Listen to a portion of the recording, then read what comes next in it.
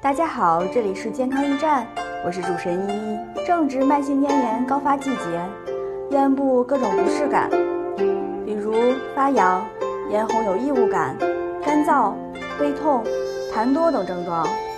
慢性咽喉炎不仅发病率非常高，而且危害很大，容易发展为慢性感染病灶，可并发慢性喉炎、慢性气管炎及支气管炎、肾炎、心脏病等。想要远离咽炎，尝试以下3种药材泡水喝。第一种，橘红润嗓茶。准备橘红9克，甘草5克，栀子5克，胖大海3克，罗汉果3克。洗净后分别捣碎，用水煎至1小时左右，滤除残渣代茶饮，每日3次，每次1杯。5种药材精确配伍，有清热润肺、化痰止咳、抗炎止喘、利咽开阴、利气宽中的作用，对慢性咽炎、慢性支气管炎、肺炎、喉咙肿痛、哑音、咳嗽、痰多、喘息等均有很好的疗效。但如果想用袋泡茶，在泡之前一定要将材料捣碎，不然药性很难泡出来。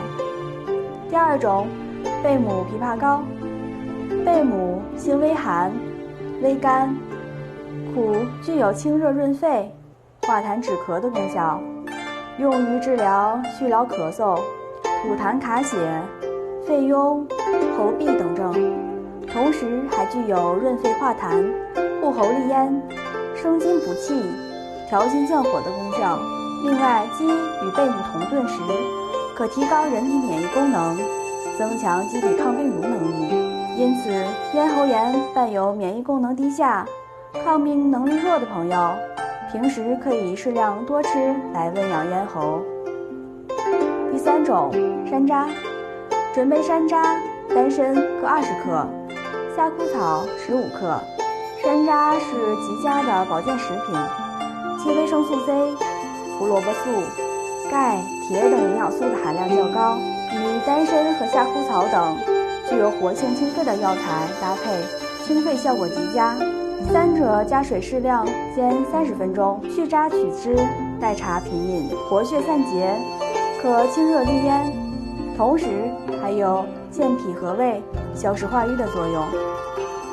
今天的分享就到这里，大家有什么问题可以在评论区留言，同时别忘了关注我们下期再见。